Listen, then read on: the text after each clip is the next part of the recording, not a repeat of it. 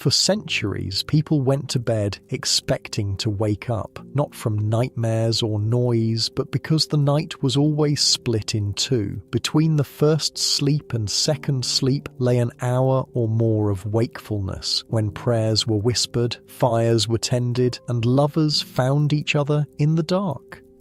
Here's what life was really like when everyone slept in shifts. Hey, quick thing before we start. If you actually listen to these regularly, hit like or subscribe. I always wonder where everyone's at, so comment your city and what time it is. Weird to think some of you are having breakfast in London while I'm recording this at night here in the States. Alright, let's head back to medieval England, around 1450. Trust me, it's gonna be quite a ride, but first, get comfortable. Seriously, adjust those pillows, pull up that blanket, because where we're going, you're gonna want to be cozy. The light is dying. You're Emma, 19 years old, daughter of the village miller. Your hands are rough from working the stones, from hauling sacks of grain that weigh more than you do, from kneading dough every morning before the sun shows its face. Right now, you're standing by the narrow window of your family's timber house, watching the last sliver of orange disappear behind the hills. Winter's coming early this year. You can feel it in the air, that bite that makes your breath visible even inside. The house smells like smoke and old rushes. The floor reeds haven't been changed in weeks. They crunch under your feet, mixed with dust and bits of dried mud from your father's boots. There's a sour undertone too. Sweat, bodies, the bucket in the corner that won't be emptied until morning. Your mother's voice cuts through the dim light. Emma, the fire. Right. The fire. You kneel by the hearth, the stones are warm against your knees. You can feel the heat through your woolen skirt, rough fabric that scratches when you move. You add another log, watch the flames catch, lick upward, paint orange shadows across the wall. This is the expensive part of the day. Firewood costs. Every log matters, but the nights are getting cold, really cold, and there's no sleeping in a frozen house. Not if you want to wake up anyway. Your father's already settling into the bed alcove. He and your mother sleep there, behind a curtain. Well, it's supposed to be a curtain. Really, it's just an old piece of canvas, stained and torn, but it's something, a little privacy in a house where privacy doesn't exist. You and your two younger brothers sleep on straw pallets near the hearth, right on the floor. No fancy bed frames for miller's children. The straw pokes through the canvas. Every night, you've learned to lie still, to find the spots where it doesn't jab quite as hard. Your brother Dickon, he's 7, is already curled up under a thin blanket, snoring. That kid could sleep on rocks and not notice. Your other brother, John, 14, is still awake, mending a tear in his tunic by the firelight, squinting. His needlework is terrible. You'd offer to help, but honestly, yours isn't much better. Almost dark, he says. Not to you specifically, just to the room. Yeah. Outside, you can hear the village settling in, shutters banging closed, someone's cow lowing, dogs barking at nothing, or maybe at something. It's hard to tell with dogs. The darkness is coming fast now, like it always does. One minute you can see the hills, the next there's nothing but black. No street lamps, no electric lights, no glow from neighbouring houses, just pure, complete darkness. And that's when you go to bed, because what else are you going to do? Candles are expensive. Oil lamps are expensive. Sitting in the dark is free, but it's also boring and freezing. So you sleep. Your mother emerges from behind the curtain. Her face is tired. She's maybe 35 but looks 50. That's what happens when you've had 5 children and buried 2. Say your prayers, she tells you, like she does every night. You kneel. Press your palms together, mumble something about the Virgin Mary, something about protection through the night. You're not entirely sure of the words, you just know you're supposed to say them, that God expects it, that the priest says it keeps demons away. Demons. Yeah, That's a thing people worry about, especially at night, when the darkness is total and you can hear things moving outside, things that might be rats, or might be worse. Your mother crosses herself. Up at the vigil, she says. The vigil, the midnight waking, the time between sleeps. This is just how nights work. You go to bed around this time, maybe an hour or so after sunset. You sleep for 3, maybe 4 hours, then you wake up. Naturally, like your body just knows it's time, and then you're awake for a while. An hour, sometimes 2, in the complete darkness, then you go back to sleep until dawn. It's weird to think this isn't weird, but it's not. It's just how people sleep, how they've always slept. Your grandmother did it, her grandmother did it. Going back and back and back, you settle onto your pallet. The straw pokes your hip immediately. Great. You shift. Find a slightly less stabby position, pull the blanket up. It's wool, scratchy, smells like sheep and sweat, but it's warm. Well, warmish. Your bare feet are already going numb. The house is settling into its night sounds. Your father's breathing is getting heavy. Your mother's moving around, banking the fire, making sure the coals will last until someone wakes to tend them, until the vigil. John blows out the tiny stub of candle he was using. The room drops into darkness, so complete you literally cannot see your hand in front of your face. You've tried, you know. The only light is the faint orange glow from the banked coals. Barely anything, just enough to outline shapes, the corner of the table, the curve of the water bucket, your brother's hunched form on his pallet. You close your eyes. Not that it makes much difference. Dark with eyes open. Dark with eyes closed. Same thing, but your body knows it's time. The day started before dawn. You hauled water, helped with the milling, spent hours turning grain into flour. Your arms are sore, your back aches, that spot between your shoulders that always hurts. Sleep comes fast, like falling into a hole. Unlike your comfy bed right now, with its soft mattress and clean sheets, this is what nighttime meant. Total darkness, scratchy straw, the smell of unwashed bodies because nobody's bathed in weeks, months, if you're honest.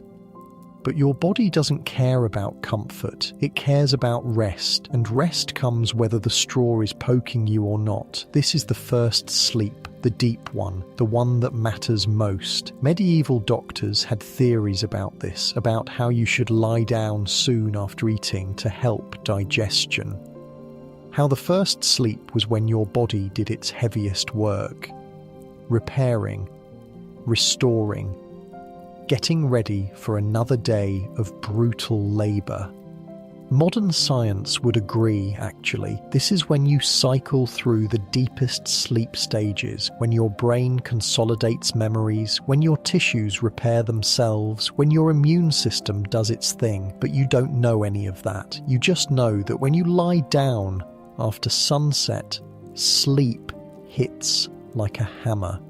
The room fades, the scratchy straw fades, the cold fades, everything fades. Your father's snoring starts, loud, like a saw going through wood. You're used to it. It's background noise, like the wind, like the creaking of the house timbers as they settle. Somewhere outside, a dog howls, long and mournful. Your mother mutters a prayer, asking for protection, asking that whatever made the dog howl stays outside where it belongs. The fire pops, a log shifts, sends up a little shower of sparks that dies almost immediately, and you sleep. Deep, heavy, the kind of sleep where you don't dream, or if you do, you don't remember. This is what everyone in the village is doing right now. Well, almost everyone. The baker's probably still awake. He has to be. Bread doesn't make itself, and the watchman's doing his rounds, making sure the town stays safe through the night. But everyone else, asleep in their scratchy beds, on their straw pallets, in the great hall of the manor house, in the monastery down the road. All of them sleeping the first sleep, the deepest sleep, the one that matters. Hours pass, you're not aware of them. Time doesn't exist when you're this deep under. Your breathing slows, your heartbeat slows, your body does what it needs to do. Outside, the night continues. The moon rises. Clouds pass over. An owl hunts in the field beyond the village. Mice scatter. The wind picks up, rattling the shutters. Inside, the fire burns lower. The orange glow dims. The coals go from bright to dull. And then, without any warning, without any reason you could name, your eyes open. You're awake. Just like that. From deep sleep to full wakefulness. No grogginess, no confusion. Just awake. The room is still completely dark. Maybe a tiny bit of moonlight sneaking through gaps in the shutters. Not enough to see by, just enough to know it's there. You don't know what time it is. There are no clocks, no way to tell, but your body knows. It's around midnight, maybe a little after, the middle of the night, the space between the sleeps. This isn't strange, you're not confused. This is normal. This is what happens. You lie there for a moment, listening. Your father's still snoring. Your mother's breathing is quiet, steady. She's probably awake too. She usually is, but she's not moving. Not yet. John shifts on his pallet, scratches himself, probably fleas. Everyone's got fleas. Your bladder makes itself known. Great, you're going to have to get up. The air outside the blanket is freezing, like actually freezing. You can see your breath, little clouds of vapor in the almost darkness. But you need to pee. So, you sit up, the straw rustles, you feel around in the dark for your shoes. Well, they're not really shoes, more like wooden clogs wrapped in rags, but they keep your feet off the cold floor. Mostly, you stand, every muscle protests. You're stiff, sore, the kind of sore that comes from hard labour, and a straw bed. You shuffle toward the corner, toward the bucket, the one that smells like exactly what you think it smells like. You do your business. Try not to make too much noise. Fail. The sound echoes in the quiet house. Behind the curtain, your mother stirs. Emma? Just the bucket, you whisper back. Tend the fire while you're up. Of course, the fire. You make your way back to the hearth. The coals are barely glowing. You add a small log, not a big one. Can't waste wood, just enough to keep the heat going, keep the house from turning into an ice cave.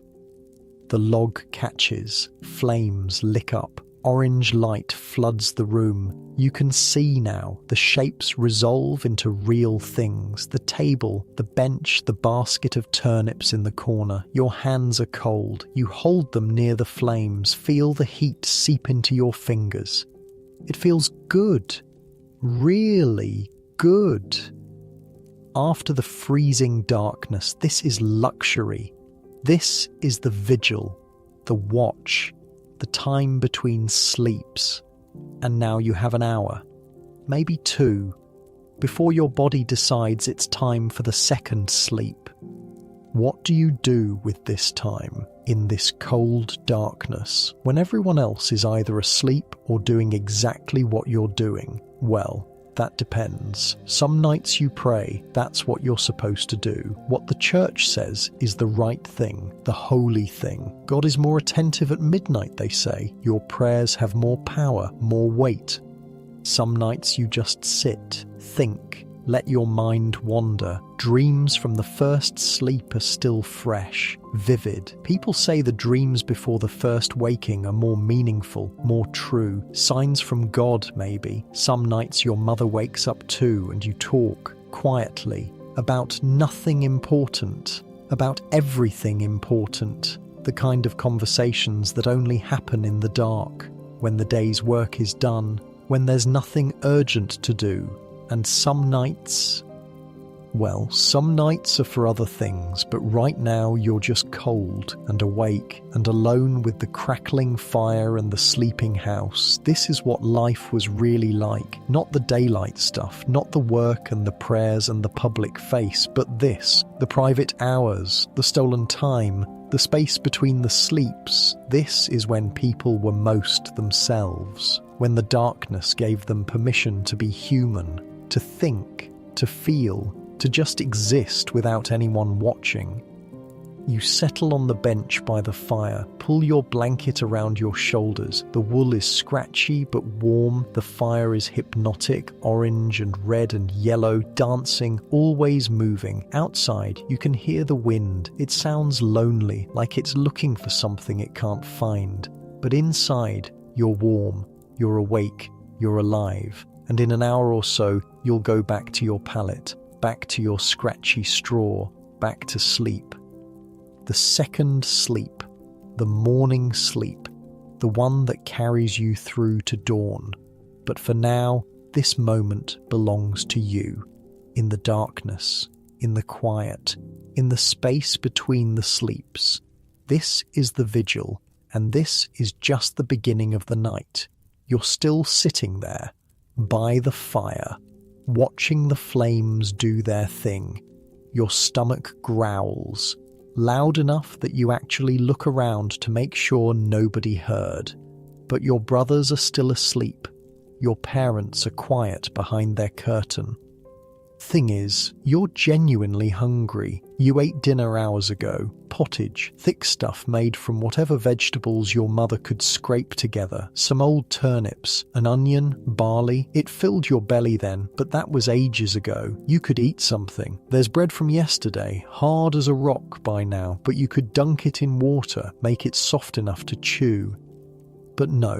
Food costs. Every scrap matters. And eating in the middle of the night? That's wasteful. Gluttonous even. The kind of thing the priest would frown about. So you sit, hungry, cold, awake. This is when your mind does weird things, starts wandering down paths you don't usually take during daylight. You think about the boy from the next village, the one you saw at market 3 weeks ago, the one with the crooked smile who helped you carry a sack of flour. You wonder if he thinks about you. Probably not. You're a miller's daughter, nothing special. Your hands are rough, your hair is always a mess, you smell like grain dust and sweat, but still, you wonder. Your mother's voice floats through the curtain, soft. "Emma, you still up?" "Yeah, come here." You stand, walk over, pull the curtain aside. Your parents are both awake, lying there in the darkness. Your father's on his side, your mother's on her back, staring at the ceiling you can't see. "Can't sleep?" your mother asks. "Just woke, like always." She nods. "Sit." You perch on the edge of their bed. It's not much better than your pallet, honestly. Same straw mattress, just slightly thicker, slightly less pokey. Your mother reaches out, touches your hand. Hers is warm. "You feeling all right?" "Fine. Why?" "You've been quiet lately." You shrug. Nothing to say. She doesn't believe you. Mothers never do. "The baker's boy. Dickon saw you talking to him." "Oh, so that's what this is about." "We just talked," you say. "About bread." Your father snorts. Doesn't say anything. Just snorts, like he knows exactly what kind of talking about bread you were doing. "He's a good family," your mother says carefully. "Walter's known for his work, never misses a day. Even when his wife died, he kept the ovens running." Wait, his wife died? 3 years back, fever, left him with the bakery and no help. He's been doing it all himself. You didn't know that. The baker always seemed old to you. Ancient, probably 35 at least, but you never thought about him having a life, having losses. "Why are you telling me this?" you ask. Your mother squeezes your hand, just saying, good family, hard worker, owns his trade. Oh no, this is a marriage conversation. Your mother is trying to marry you off to the baker, a man twice your age, a widower, someone who smells like yeast and flour. "I'm not marrying him," you say, flat final. "I didn't say marry," your mother says, but her tone says she absolutely meant marry. Your father speaks up for the first time. "Emma's young, she's got time." Thank God for your father. Your mother sighs. Time runs out. You think it doesn't. but it does. I was married at 17. My mother was married at 15. Things are different now, you say, even though you're not sure they are. Nothing's different, your mother says. People still need to eat, still need shelter, still need someone to share the burden. She pauses. Still need someone to wake up with in the middle of the night. And there it is, the real thing, the thing nobody talks about during the day but everyone knows. The vigil isn't just for prayer, it's for this, for quiet conversations, for sharing the darkness with someone who understands. Your mother and father, they've been married for 22 years. They've spent countless midnights like this, awake together, talking or not talking, just existing in the same space while the world sleeps. That's what she wants for you, someone to share the watch with. I'll think about it, you lie. Good girl. Your mother pats your hand. Now go check the door, make sure it's barred proper. You stand, walk to the door. It's heavy oak, reinforced with iron. The bar across it is thick as your arm. You push on it, test it. It holds. Of course it holds. Your father checked it before bed. He always does. But this is what people do during the vigil. They check things, make sure the house is secure, that the animals are safe, that nothing's gotten in that shouldn't be there, because night is dangerous. Real dangerous, not just demons and superstition. Real threats, thieves, wild animals, fires spreading from house to house, the kind of things that can kill you before sunrise. So you check, you make sure. The door is solid, the shutters are closed, the fire is burning but controlled. Everything is as safe as it's going to get. You return to the hearth, settle back on the bench. The fire is lower now, needs another log. You add one, small, just enough. Outside, you hear footsteps, heavy boots on frozen ground. You freeze, listen. The footsteps pass, heading down the lane toward the centre of the village. Probably the watchman, Richard, old guy with a limp from some long-ago accident. He walks the streets every night, making sure everyone's safe, making sure no fires have started, making sure the drunk villagers made it home instead of passing out in a ditch. Lonely job, being a watchman. Just you and the darkness and the sound of your own breathing. But someone has to do it. Someone has to stay awake while everyone else sleeps, or half sleeps, or whatever this is. The footsteps fade. The village goes quiet again. Your eyelids are starting to feel heavy. Not tired exactly, more like ready to sleep again. The second sleep, the one that'll carry you through to morning. But then you hear something else, a different sound, rhythmic, distant, like someone working. You go to the window, peek through a gap in the shutters. Down the lane, maybe 3 houses over, there's a glow, orange light spilling from a doorway. The bakery. Walter's already up, already working, because bread doesn't wait. Bread needs to be ready at dawn. And dawn is maybe 4 hours away, which means the dough needs to be rising now, needs to be in the ovens soon, needs to be perfect by the time the sun shows its face.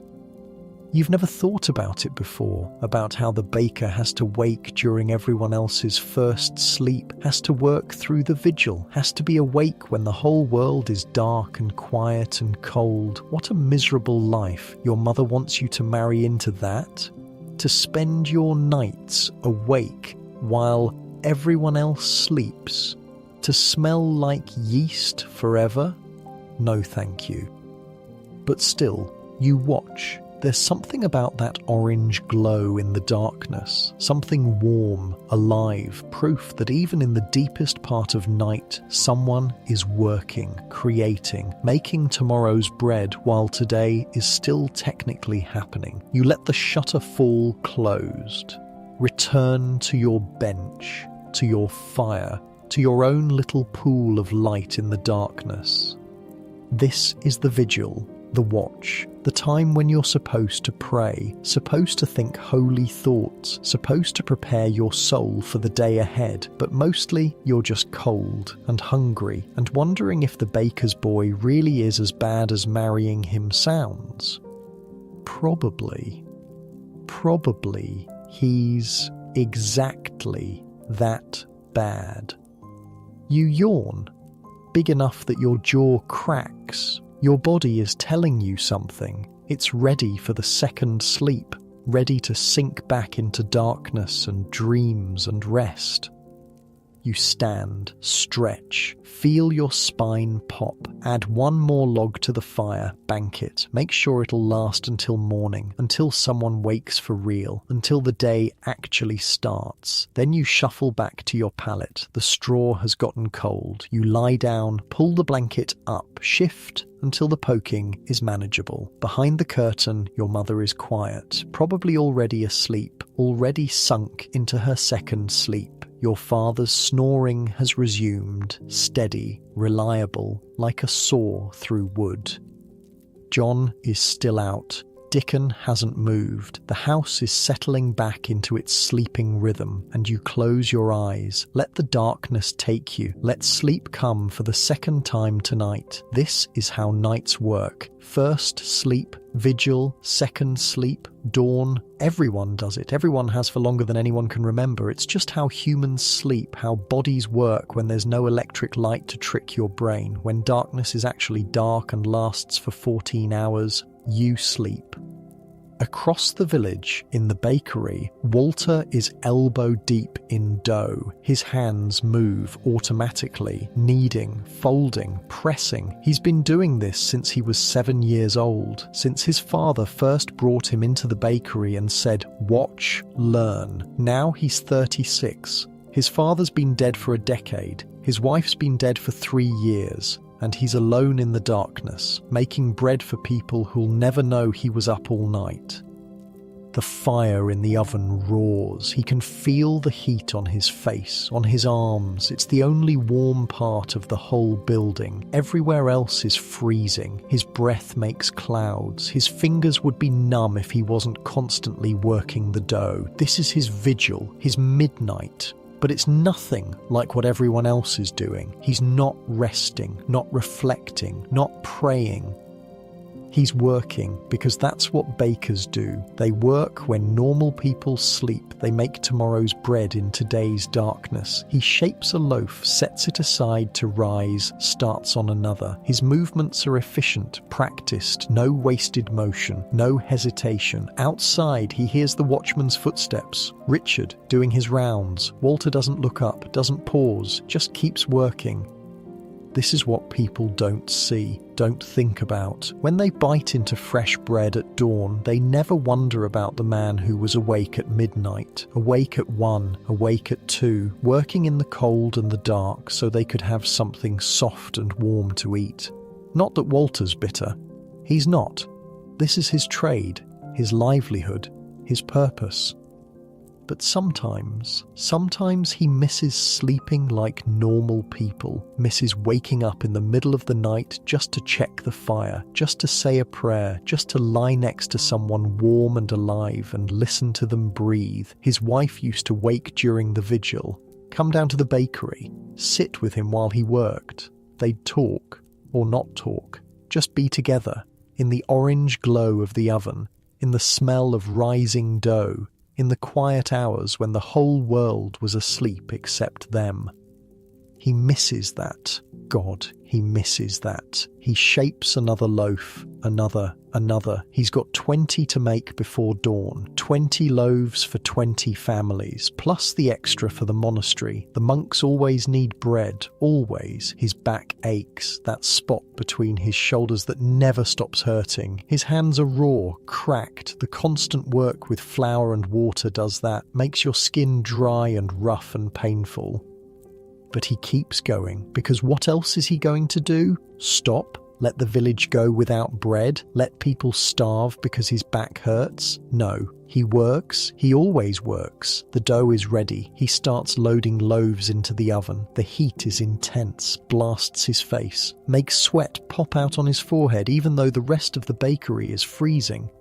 This is his life now, has been for 3 years, will be for however many years he has left. Wake before everyone else, work through the vigil, bake bread, sleep a few hours during the day when he can, wake up, do it again. Not exactly the dream he had as a boy, but it's honest work.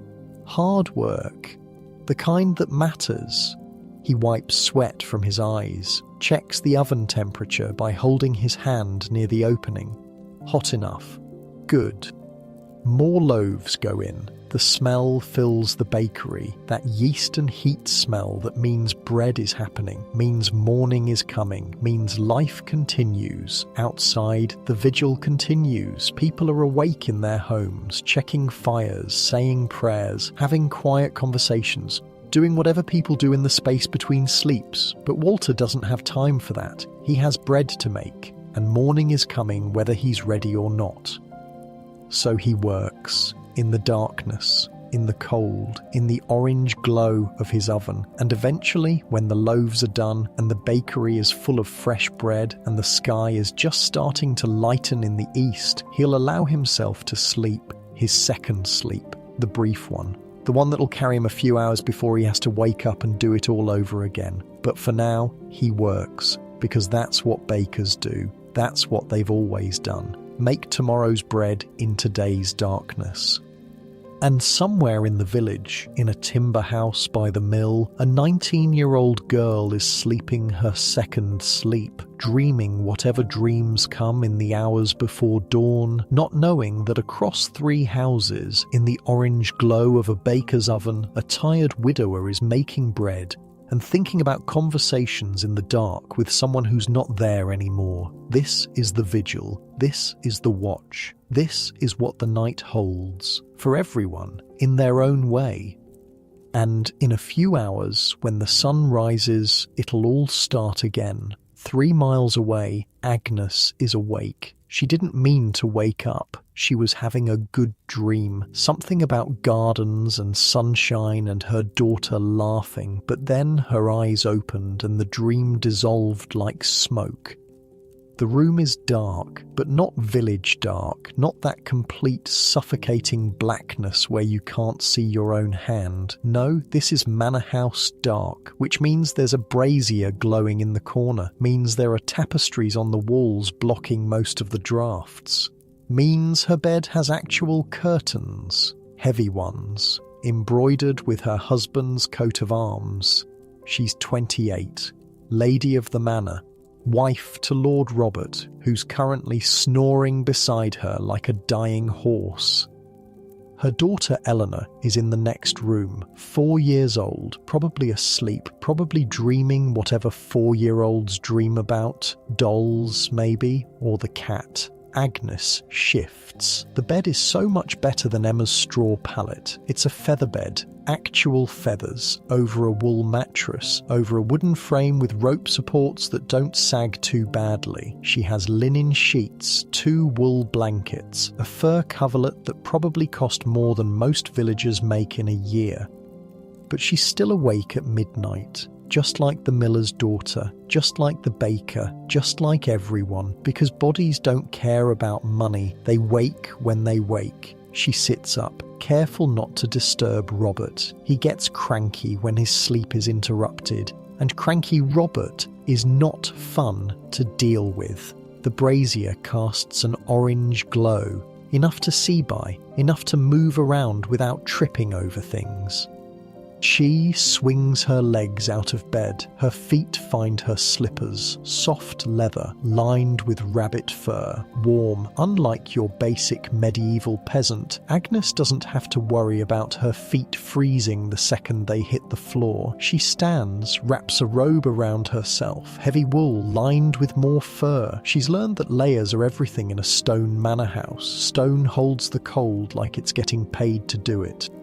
The room is actually not that cold. The brazier helps, the tapestries help, having an entire floor of servants sleeping below also helps. Their body heat rises, makes the upper floor slightly less like living in a tomb. She walks to the window, pulls aside the shutter just enough to peek out.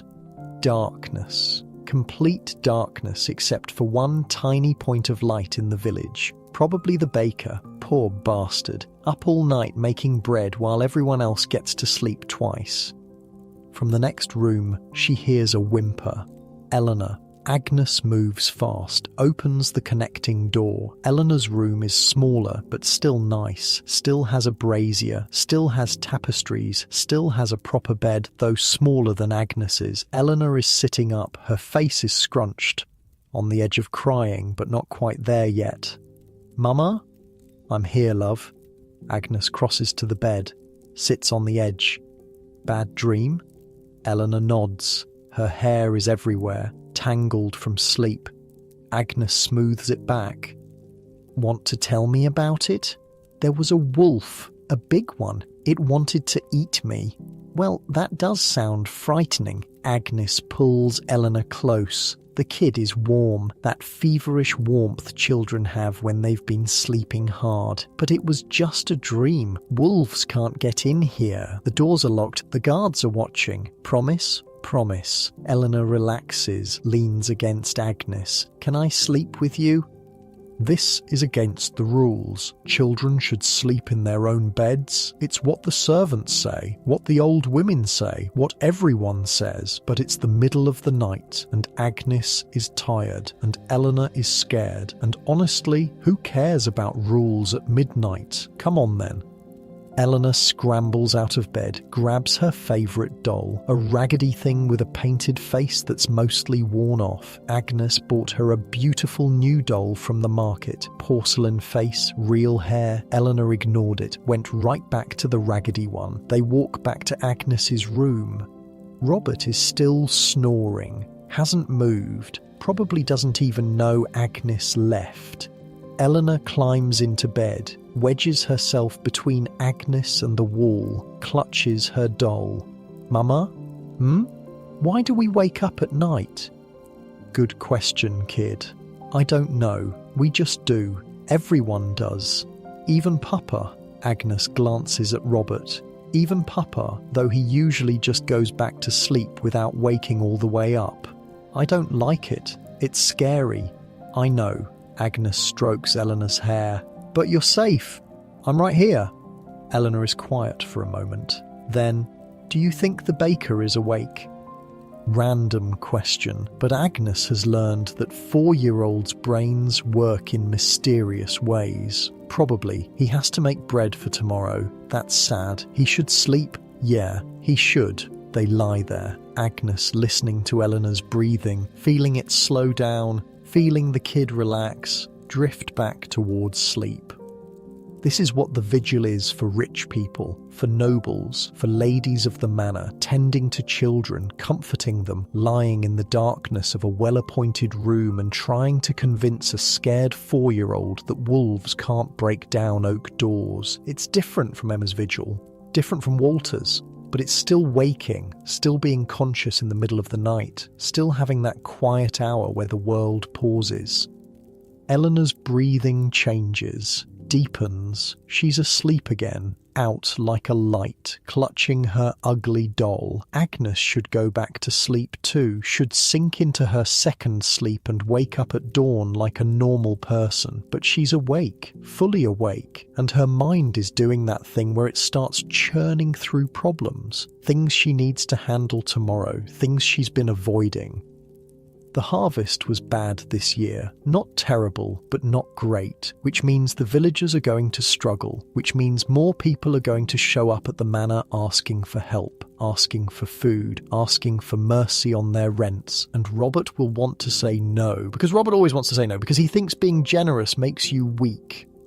But Agnes knows. You can't squeeze blood from a stone. You can't demand rent from people who literally have nothing. Well, you can, but then they die. And dead peasants don't pay rent at all. She needs to talk to him, convince him, make him see reason. Good luck with that. she sighs quietly. Doesn't want to wake Eleanor. The kid is finally sleeping peacefully. This is the thing nobody tells you about being a noblewoman. You think it's all fancy dresses and sitting around being important. And yeah, there's some of that, but mostly it's managing the household, managing the servants, managing the accounts, managing your husband when he's being an idiot, which is often. Agnes extracts herself from the bed. Careful, slow, Eleanor doesn't stir. Good. She walks to the small table in the corner. There's a prayer book there, leather-bound, illuminated pages. Her mother gave it to her when she married, told her to read it every night. Stay connected to God, stay righteous. Agnes hasn't opened it in weeks, maybe months. She keeps meaning to, keeps thinking she should, but exhaustion wins every single night. But now it's the vigil. The time when prayers are supposed to be more powerful, more effective, when God is actually listening instead of dealing with all the daytime noise. So she opens the book, finds a prayer, something about mercy and compassion and guiding the lost. She kneels. The floor is cold, even through her robe. She presses her palms together, closes her eyes. "Dear Lord," she whispers, "please help the village make it through winter. Please help Robert see sense. Please help Eleanor stop having nightmares about wolves. Please help me figure out what the hell I'm doing, because I honestly have no idea most of the time." Amen. Not exactly the prayer from the book, but it's honest. And honestly, if God doesn't appreciate honesty, then what's the point? She stands, her knees crack, 28 and already creaking like an old woman. Great. From down the hall she hears movement. Servants, probably. The manor house is never truly quiet. Too many people, too many lives intersecting. She walks to the door, opens it quietly, peers out into the hallway. Maud, the head servant, is walking toward the kitchens, carrying a candle. Moving like she's got a purpose. "Maud," Agnes whispers. Maud jumps, nearly drops the candle. "Oh, my lady, didn't expect you to be awake. Couldn't sleep. What are you doing?" "The fire in the kitchen died. Need to restart it before morning. Otherwise there'll be no breakfast." Of course, because fires don't maintain themselves. Someone has to wake up, check them, tend them, keep them alive through the night. "Need help?" Agnes asks. Maud looks genuinely shocked. "My lady, you don't need to. I'm awake anyway. Might as well do something useful." Maud hesitates. This is probably against some rule Agnes doesn't know about. Ladies don't help restart kitchen fires. Ladies stay in their rooms and pray, or whatever ladies are supposed to do. But screw it. Agnes is bored and awake and tired of rules. "Come on," she says. "Show me how it's done." They walk to the kitchen together. It's dark, cold. The fire pit in the centre is just ashes. No glow, no warmth, nothing. Maud sets down her candle, kneels by the pit, starts arranging kindling. Small sticks, bits of bark. She's done this 1,000 times. Her hands move automatically. Agnes watches. "You have to do this every night." "Someone does. We take turns. Tonight's my turn." "That's exhausting." Maud shrugs. "It's life." She strikes a flint, once, twice, 3 times. A spark catches. The kindling smoulders, then flames, small at first, then bigger. Maud adds larger sticks, then a log.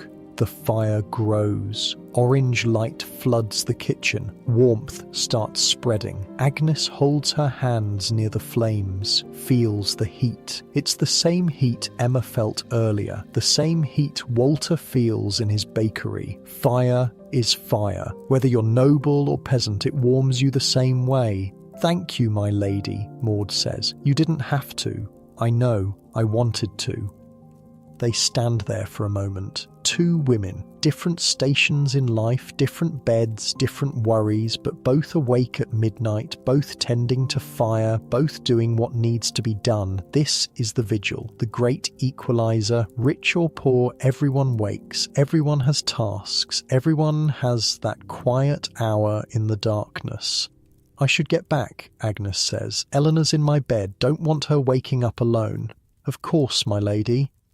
Agnes walks back through the dark hallways, back to her room, back to her warm bed with her sleeping daughter and snoring husband. She climbs in, careful. Eleanor shifts but doesn't wake, just burrows deeper into the blankets. Agnes lies there, staring at the ceiling she can't see, listening to Robert snore, listening to Eleanor breathe. Her mind is quieter now, not solved, not fixed, but quieter. Something about the fire, about doing something with her hands, about standing in a dark kitchen with Maud and watching flames grow from nothing. The vigil isn't just for prayer, it's for this, for small moments, for tasks that need doing, for connections that happen when the world is asleep. She closes her eyes, lets herself drift toward the second sleep, the one that'll carry her to morning. Tomorrow she'll deal with Robert. Tomorrow she'll figure out the harvest problem. Tomorrow she'll make Eleanor a better breakfast than yesterday's porridge. But tonight, right now, she's just a woman in a dark room, lying between her daughter and her husband, waiting for sleep to take her one more time. And eventually, it does. Pulls her under, into dreams about gardens and sunshine and Eleanor laughing. The good dream from before, the one that makes the vigil worth waking for. Back in the village, Emma is deep in her second sleep, dreaming about something she won't remember when morning comes. Walter is pulling bread from the oven, checking each loaf, making sure they're perfect, because imperfect bread means angry customers, and angry customers means no money. Richard the watchman is at the edge of the village, checking the gates, making sure they're secured, thinking about his own bed, his own wife, who's probably awake right now, waiting for him to come home, to have their own quiet conversation before the second sleep. And Agnes is drifting, sinking, falling into that deep place where dreams live, where wolves can't reach, where Eleanor is safe and happy and the harvest is good and Robert listens to reason. All of them connected by the same rhythm. First sleep, vigil, second sleep, dawn. A rhythm as old as humanity itself, as natural as breathing, as inevitable as the darkness that comes every single night. This is how people lived, how they rested, how they moved through the hours between sunset and sunrise. And in a few hours, when the sky starts to lighten and the roosters start crowing and the whole world begins to wake for real, they'll all rise, ready or not, and start another day. But for now, they sleep, the second sleep, the final rest before morning, the sleep that carries them through to dawn. Richard's feet hurt, his back hurts, his left knee, the one that got smashed by a cartwheel 8 years ago, is screaming at him, but he's almost done with his rounds, almost home. The village is quiet, mostly. A few houses still have that orange glow leaking through shutters. People awake during the vigil, tending fires, saying prayers, doing whatever people do when they wake up at midnight. He's been walking for 3 hours, checking doors, checking gates, making sure nobody's lying drunk in the street, making sure no fires have started, making sure the village is safe for another night. 42 years old, and this is his life, walking in the dark, alone, while everyone else sleeps, or half sleeps, or whatever. He passes the bakery. Walter's in there. Richard can hear him working, the sound of dough being slapped onto a board, the scrape of the wooden peel sliding into the oven, the smell of bread already baking.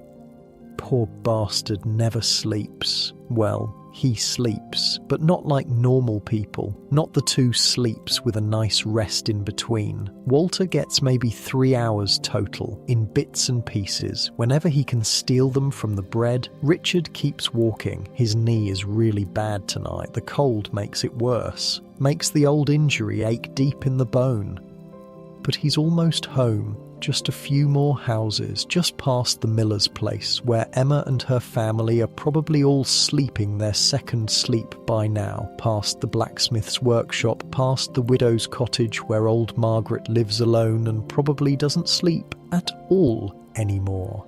And then, finally, his own house. Small, 1 room, but it's his, shared with Mary, his wife of 15 years. He opens the door. Quiet. The room is dark except for the glow of banked coals in the hearth. Warm air hits his face. Feels like heaven after 3 hours in the freezing night. Richard? Mary's voice, soft, from the bed. It's me. You're late. Had to check the north gate twice. Thought I heard something. Did you? Just a fox. Maybe. He hears her shift in the bed. Hears the straw rustle. Come here, you're freezing.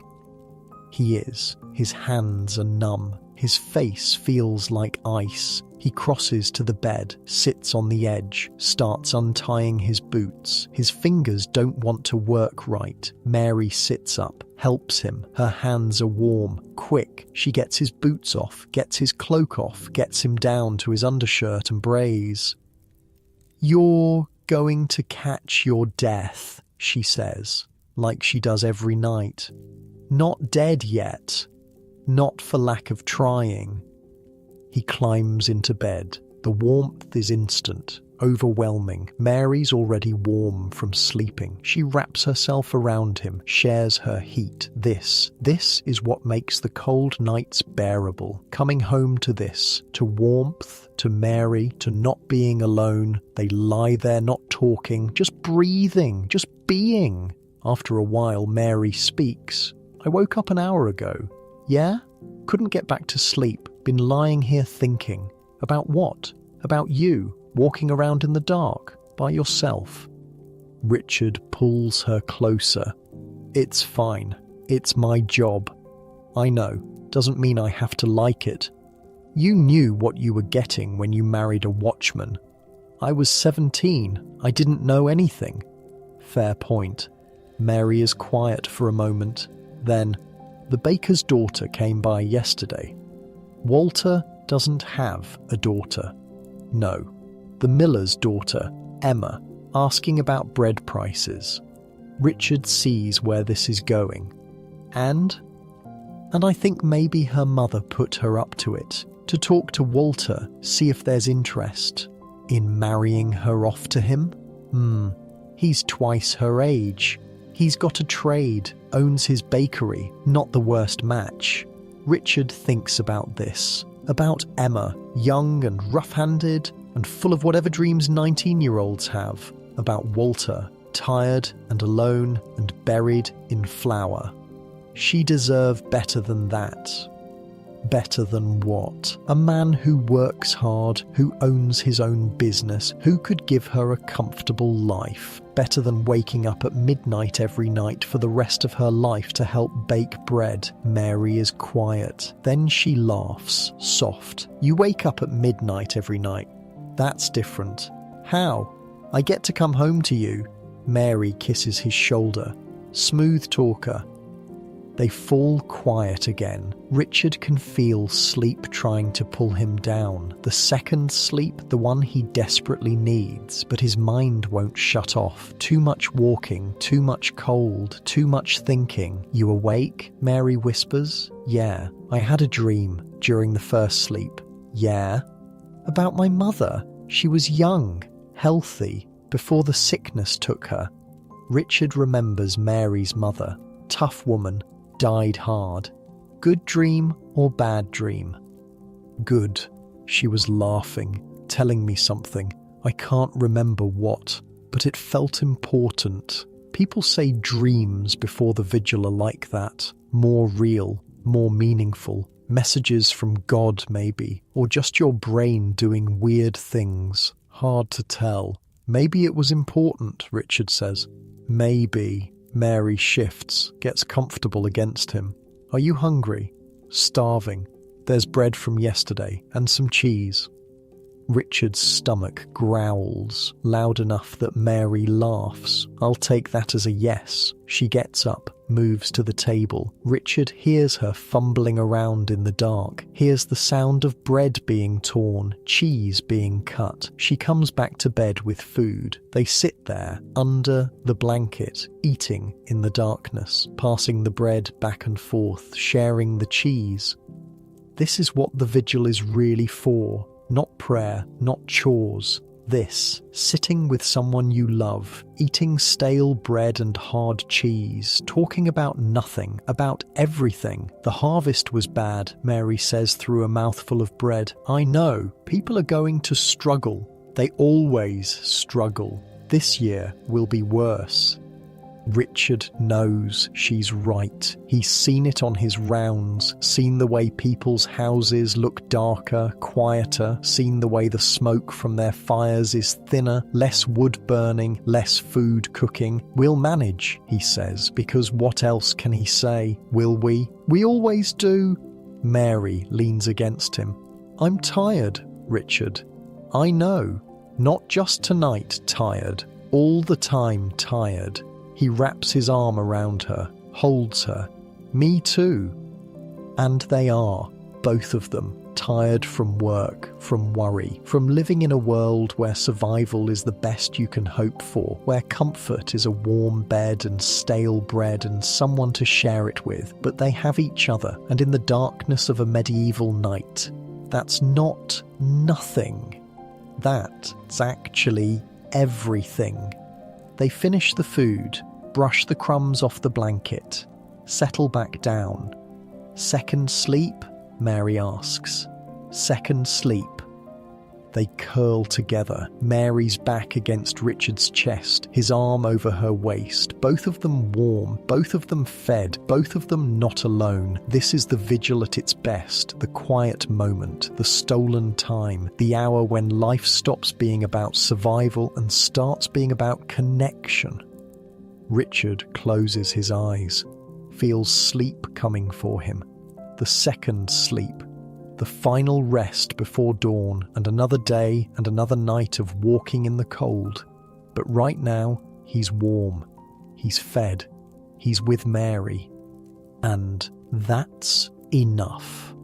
3 houses over, Emma's mother and father are having their own midnight conversation. Her mother's voice is low, urgent. You need to talk to her. I'm not talking to her about this. Why not? You're her father. That's exactly why not. This is woman business. Emma's mother sighs. She likes the baker's boy. He's not a boy. He's a man. A grown man. You know what I mean. Emma's father is quiet. Emma can hear all of this. She's not asleep.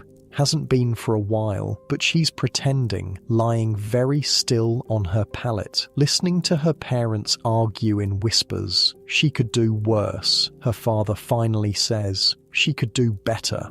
How? Who? Name one man in this village who's got better prospects than Walter. Silence, because there isn't one. Walter owns his trade, has his own building, makes actual money. Not a lot, but more than most. She's young, her mother says. So were you when we married. That was different. How? Another silence, longer this time. Then her mother speaks, very quiet.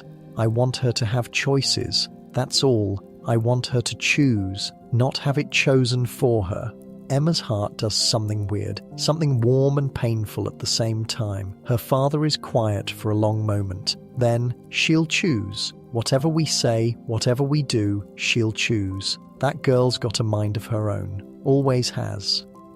I know. So let her figure it out. She'll decide about Walter, or she won't. Either way, it's her life. Her mother doesn't respond, but Emma hears the bed creak, hears her parents shift closer together, then her father's voice again. softer. Remember our vigils when we were young? We're not that old. Feels old. Speak for yourself.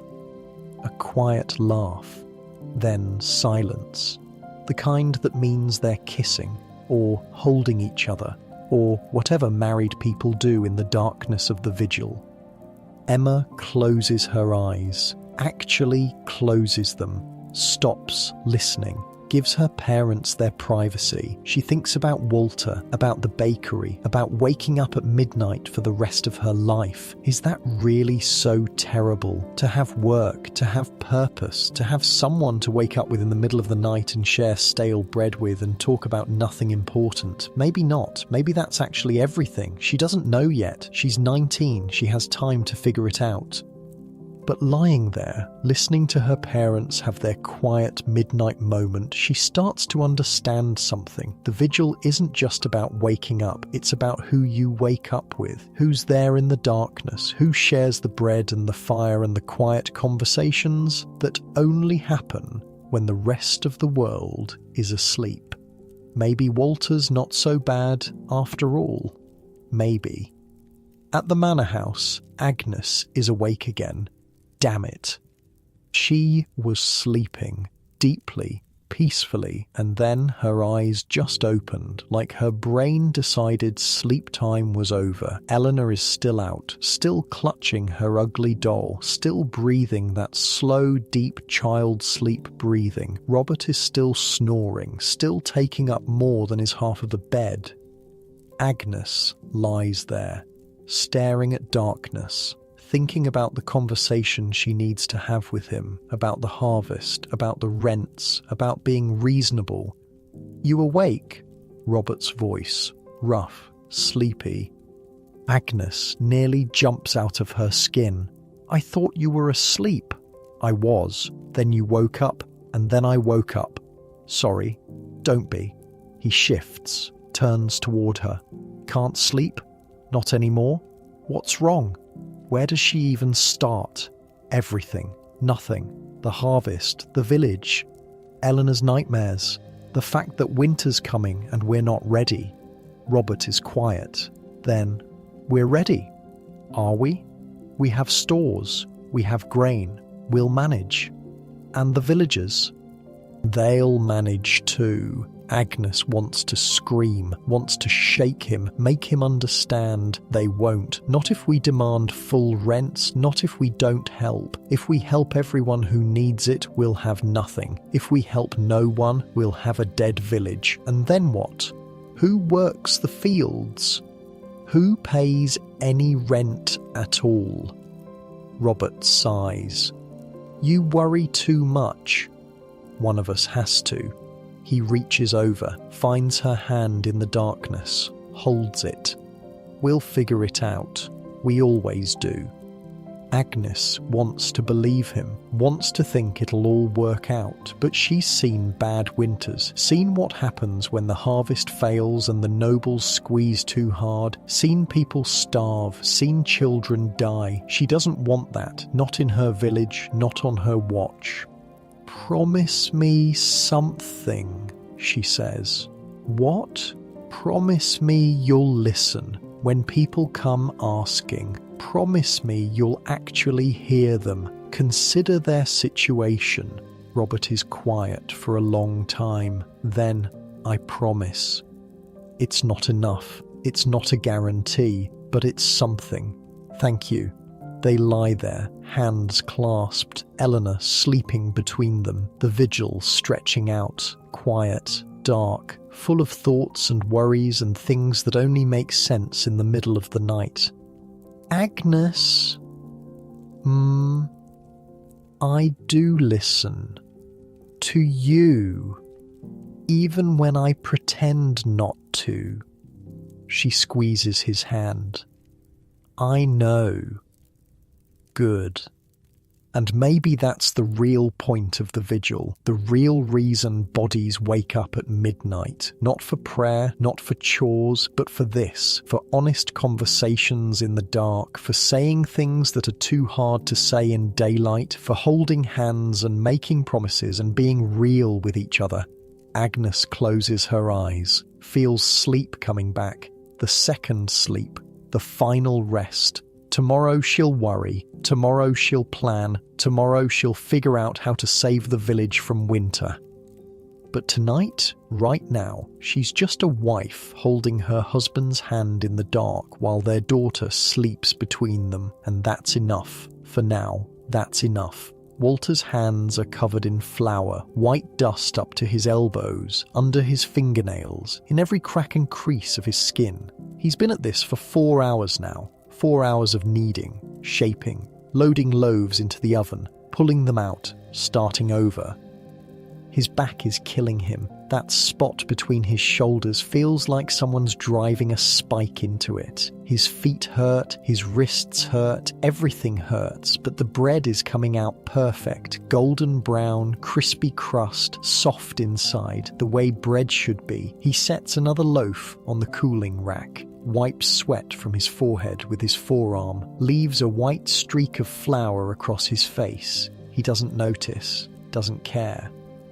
The oven is roaring, heat blasting out every time he opens the door. The rest of the bakery is freezing, but his face feels like it's burning, like he's standing too close to the sun. Outside, he hears footsteps. Richard again, making another round. The watchman never stops, just walks and walks and walks. All night, every night. At least Walter gets to stand still, gets to be inside, gets to be near the heat. Small blessings. He pulls another loaf from the oven, checks it, perfect. Next one, perfect. Next one, also perfect. Good. The monastery order needs to be flawless. The monks don't accept garbage bread. They're paying customers, important customers. You don't disappoint the monks. Walter sets the monastery loaves aside, covers them with a clean cloth. They'll go out at dawn. Brother Benedict will come collect them personally, like he does every morning. Same time, same routine. Walter likes Brother Benedict. Quiet guy, never complains, always pays on time, unlike some people in this village who think bread should be free because they're going through a hard time. Everyone's going through a hard time. That's just life. Walter starts on the next batch. More dough, more kneading, more shaping. The movements are automatic now. His hands know what to do without his brain getting involved, which leaves his brain free to wander, to think, to remember. 3 years since Margaret died, 3 years of doing this alone, of waking in the middle of the night to an empty house, of working through the vigil with nobody to talk to, nobody to share the load. She used to help before the fever took her. She'd wake during the vigil, come down to the bakery, work alongside him.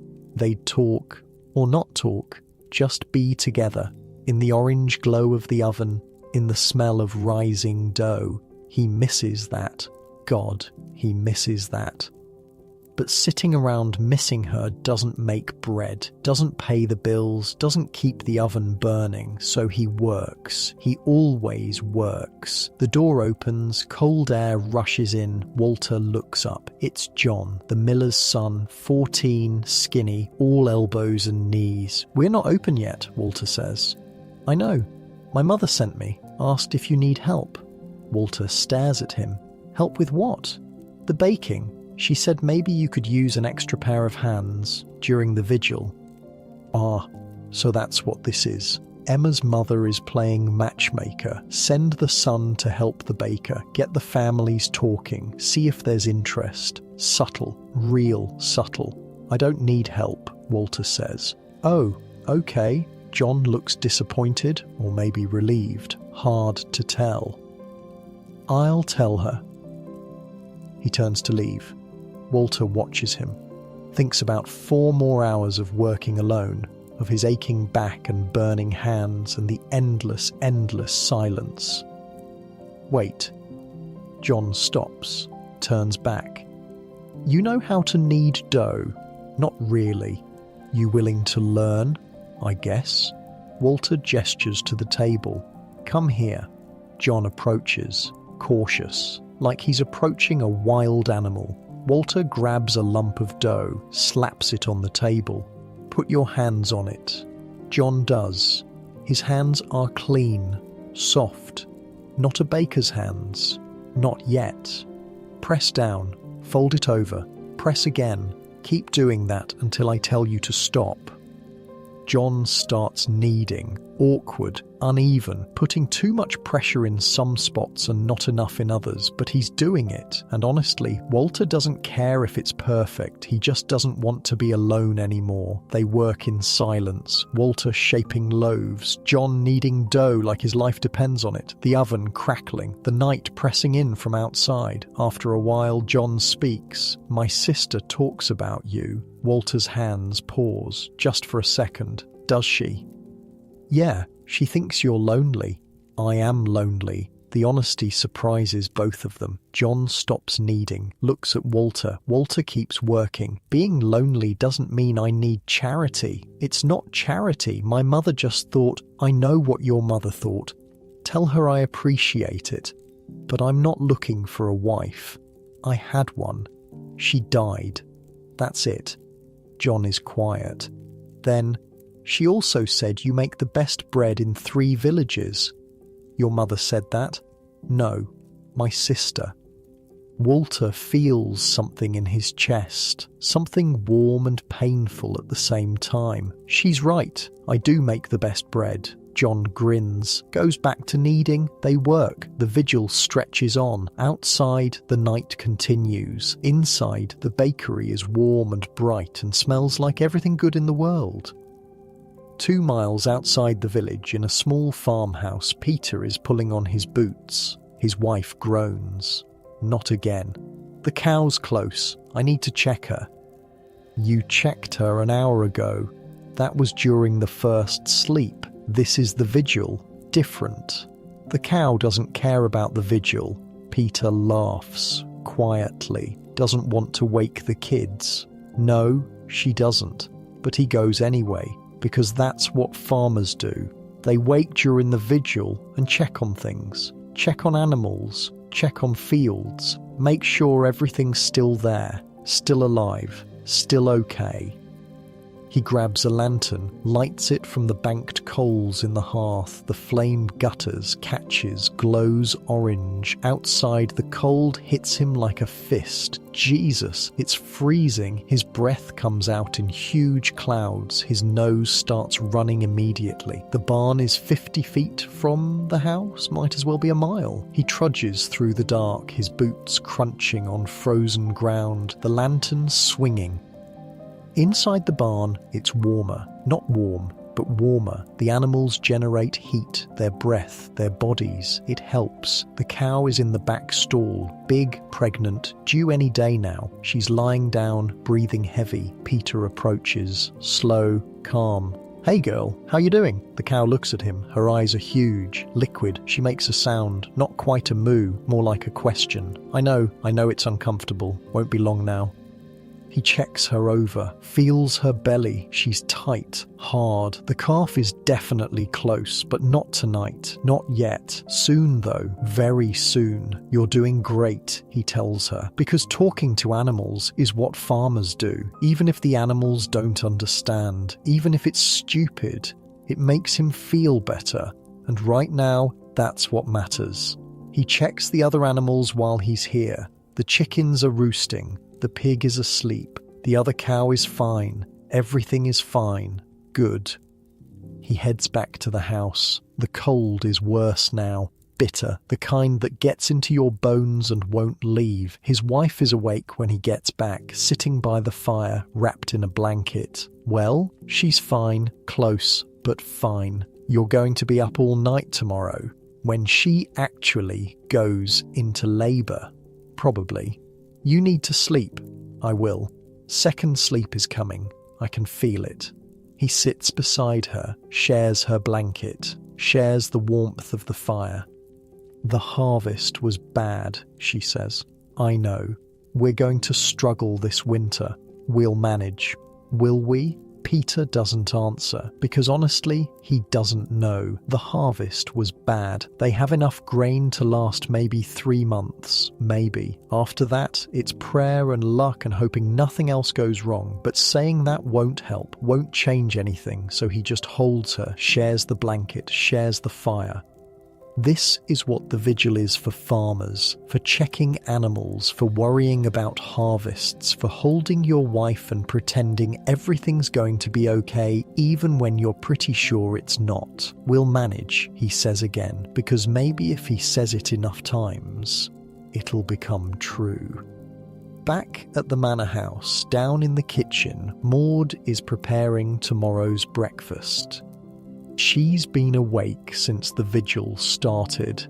Has to be. Someone needs to make sure there's food ready when the nobles wake up. Someone needs to make sure the fire's going. Someone needs to do the work nobody sees. Her hands move through the motions, chopping onions, dicing turnips, getting the pottage started so it'll be ready at dawn. The kitchen is warm from the fire she restarted earlier. Her feet are warm. Her hands are warm. Small blessings. Above her, the manor house sleeps. Lord Robert, Lady Agnes, little Eleanor, the other servants, all of them in their beds, sleeping their second sleep. But Maud is awake, working, because that's her life. That's what servants do. She doesn't mind. Not really. This is honest work, hard work, the kind that matters. And it's quiet, peaceful. Nobody's yelling at her, nobody's demanding things, just her and the fire and the food and the steady rhythm of chopping. This is her vigil, her midnight, not prayer, not rest, just work, the kind of work that keeps the world turning. She hears footsteps above, someone walking, probably Lady Agnes. The lady doesn't sleep well. Maud knows, has heard her pacing at night, heard her talking to Lord Robert, heard the worry in her voice. The nobles have their problems, the servants have theirs, different problems, same darkness, same vigil, same midnight. Maud adds the vegetables to the pot, stirs. The smell fills the kitchen, onions and turnips and barley. Not exciting, but it's food, and food matters. She sits by the fire, gives herself a moment, just a moment, to rest, to breathe, to not be working. The vigil stretches on. Outside, the night is complete. Inside, the fire crackles, the pot bubbles, life continues. In an hour or so, Maud will finish her work, will climb the stairs to her small room, will lie down on her narrow bed, will sleep the second sleep, the brief one, the one that'll carry her to dawn when she has to wake up and do it all over again. But for now, she rests, lets the fire warm her, lets the smell of cooking food fill her nose, lets herself just be. This is the vigil, for everyone, in their own way, rest or work, prayer or practical tasks, alone or together. The vigil is what you make it, and right now, Maud makes it about sitting by a fire, warming her hands, stealing a moment of peace before the world wakes up and demands things again. At the monastery, 3 miles from the village, the bells are ringing. Brother Benedict wakes immediately. Years of training, years of discipline. The bells ring, you wake. Simple. He swings his legs out of bed. The dormitory is freezing. The stone floor is colder. He finds his sandals, puts them on, wraps his robe tighter. Around him, the other monks are doing the same. Silent, efficient. Nobody talks. Nobody needs to. The bells call them to matins. The midnight prayer, the vigil service. They file out of the dormitory, down the cold hallway, into the chapel. The chapel is dark except for a few candles. The stone walls hold the cold like a tomb. Brother Benedict can see his breath. They take their places, stand in rows, face the altar, and they pray, sing the psalms, chant the responses, let the words wash over them, through them. This is what monks do during the vigil. They pray. They worship. They dedicate the darkness to God. Brother Benedict's mind wanders. He tries to focus, tries to keep his attention on the words, on the meaning, on the devotion, but his thoughts drift to the bread Walter will have ready at dawn, to the work that needs doing in the garden, to the letter he needs to write to his brother in the next town. Human thoughts, mundane thoughts, the kind of thoughts that have nothing to do with God and everything to do with just being alive. He pulls his focus back, returns to the psalm, to the chanting, to the ritual. This is the vigil, the watch, the time when heaven and earth are supposed to be closer, when prayers have more weight, when God actually listens. Brother Benedict isn't sure he believes that, but he does it anyway, because that's what monks do. They pray, they work, they follow the rule. And maybe that's enough. Maybe devotion doesn't require belief. Maybe it just requires showing up, night after night, vigil after vigil, praying the words even when they feel empty. The service ends, the monks file out, return to their cells, return to their narrow beds. Some will sleep the second sleep, some will stay awake, will study, will read, will continue their private devotions. Brother Benedict returns to his bed, lies down, closes his eyes. Sleep comes quickly, the second sleep, the final rest before dawn, and another day of work and prayer and trying to be holy in a cold stone monastery. But for now, he sleeps. Like everyone else, like the miller's daughter and the baker and the watchman and the farmer and the servant and the noble lady. All of them sleeping. All of them resting, all of them waiting for dawn. In the alehouse at the edge of the village, 3 men are awake. They're not locals, travellers, merchants maybe, or just men passing through on their way to somewhere else. They're sharing a bed, all 3 of them crammed onto a wooden platform with a thin straw mattress and one scratchy blanket between them. The one on the left is maybe 30. The middle one is older, 50 at least. The one on the right is young, 20, 21. They woke up an hour ago, all 3 at roughly the same time, just like everyone else. The young one speaks first. "I can't sleep like this." "Get used to it," the older man says. "This is how travel works. You share beds, you deal with it." He's snoring. The young one points at the middle man, who is indeed snoring, loud, like rocks grinding together. "Then wake him up. You wake him up." "I'm not waking him up. Let him sleep." The young one sighs, shifts position. The straw pokes him in the ribs. "This is miserable." "You want miserable? Try sleeping on the ground, in the rain, with nothing but your cloak for a blanket. That's miserable. This? The older man gestures at the bed. "This is luxury." The young one doesn't look convinced. They lie there, all 3 of them, awake during the vigil, not by choice, just because that's what bodies do. They wake up at midnight whether you want them to or not. Downstairs they can hear movement. The alehouse keeper, probably checking the fire, making sure the building doesn't burn down while everyone sleeps. "You think he's got food?" the young one asks. "Not for us, not until morning." "I'm hungry." "You're always hungry."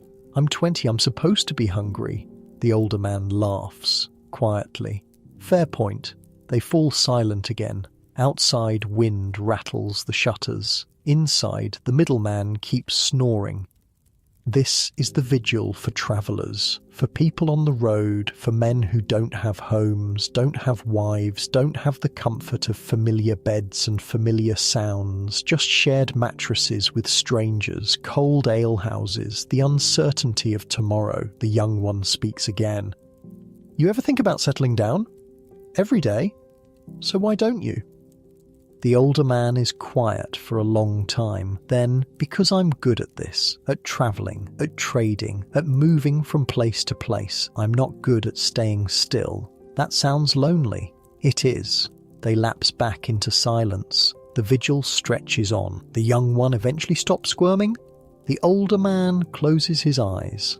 The middle man keeps snoring. And eventually, one by one, they sink back into sleep, the second sleep, the one that'll carry them to dawn and another day of travelling, another town, another shared bed with strangers. This is how the vigil works for people without homes, without roots, without the luxury of private beds and familiar faces. You wake, you lie there, you wait, you sleep again, and tomorrow you move on.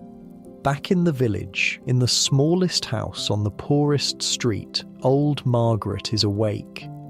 She's 73. Ancient by medieval standards, most people don't make it past 50, but Margaret is tough, stubborn, refuses to die even though her body is screaming at her to give up. She lives alone, has for 15 years, since her husband died, since her children scattered to other villages, other lives. Her bed is barely a bed, more like a pile of rags on the floor. She can't afford straw, can't afford a mattress, can't afford anything.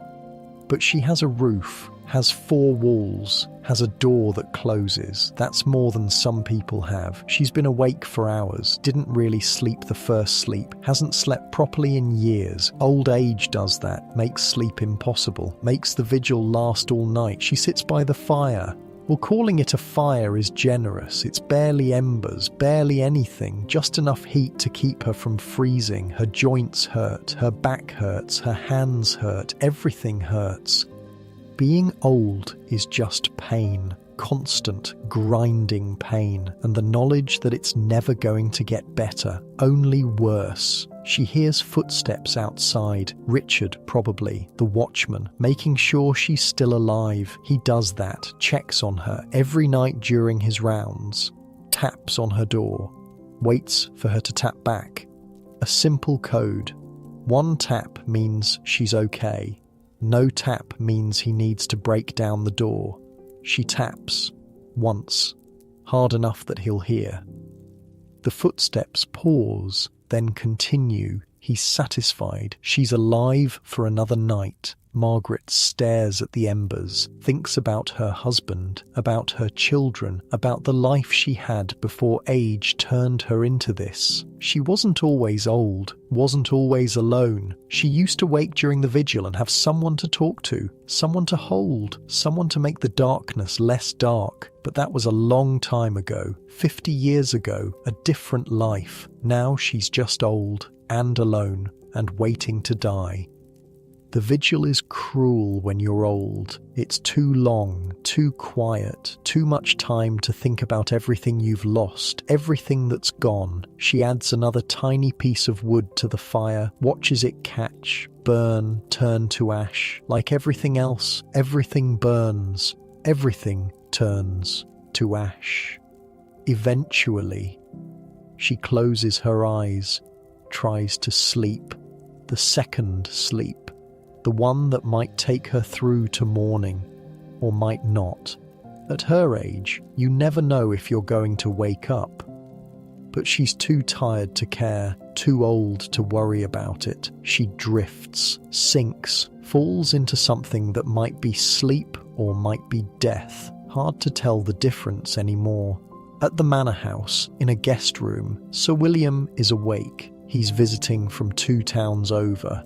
Came for business with Lord Robert, some negotiation about land or taxes or something equally boring. His bed is incredible. Featherbed, silk sheets, fur coverlet, canopy, curtains, the whole setup, and he can't sleep.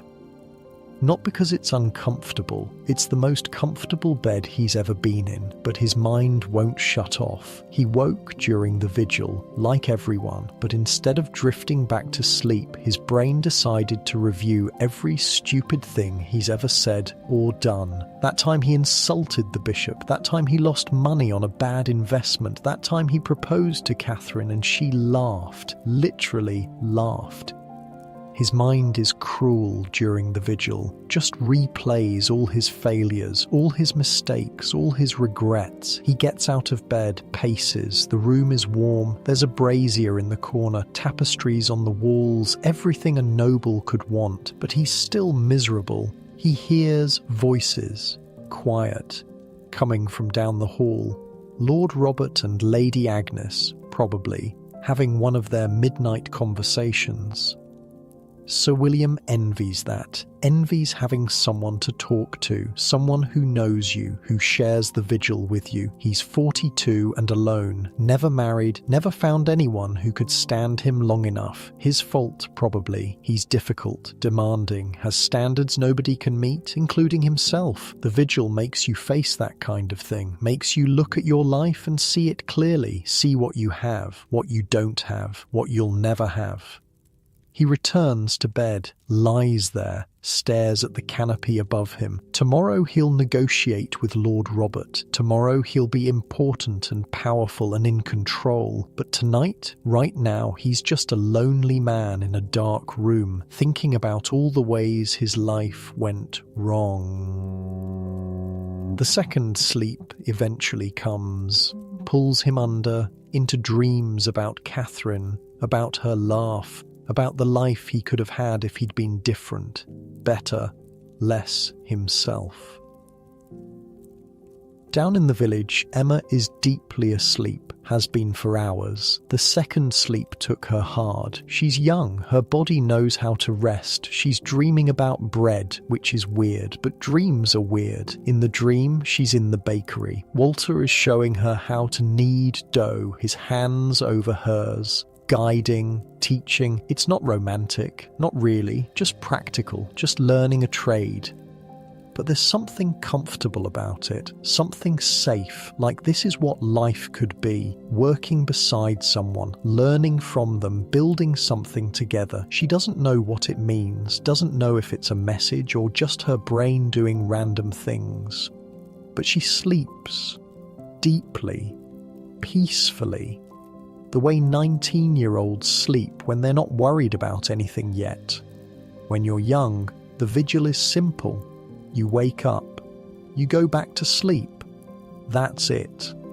When you're old, like Margaret, the vigil is torture. Too long, too painful, too much thinking. When you're middle-aged, like Emma's parents or Walter or Richard, the vigil is necessary. It's when you check things, fix things, have important conversations. It's when life actually happens. And when you're rich, like Agnes or Sir William, the vigil is whatever you make it, comfortable or miserable, depending on your mind, your circumstances, your company.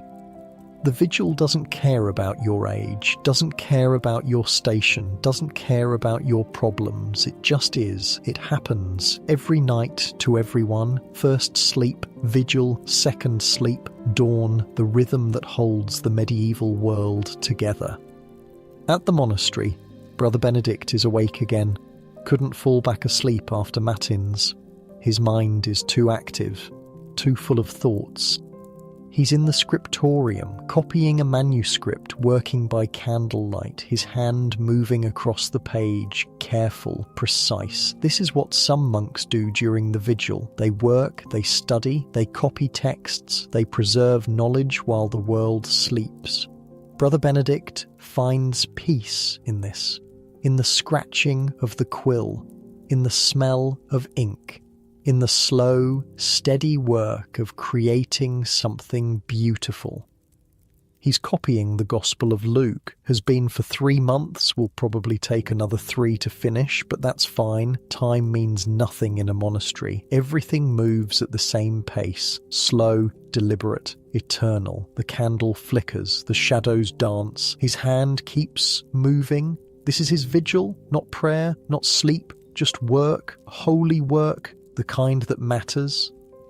Outside, the night continues. Inside, Brother Benedict writes, letter by letter, word by word, building something that will last long after he's dead. That's the point, really, to leave something behind, to make your vigil matter, to use the darkness for something more than just waiting for dawn. He finishes a line, starts another. The words flow. Ancient words, sacred words, words that have been copied 1,000 times by 1,000 monks in 1,000 dark rooms. And he's part of that, part of the chain, part of the tradition, part of something bigger than himself. The vigil is different for everyone, but it's the same for everyone too. It's the pause, the breath, the moment when life stops rushing forward and just exists. Some people use it for prayer, some for work, some for love, some for worry, some for nothing at all, but everyone has it. Everyone wakes, everyone experiences that quiet hour in the darkness. Rich or poor, young or old, alone or together, the vigil is the great equalizer, the thing that makes everyone human, everyone vulnerable, everyone awake in the dark and wondering what it all means. Brother Benedict finishes another page, sets down his quill, rubs his eyes. He's tired. The second sleep is calling.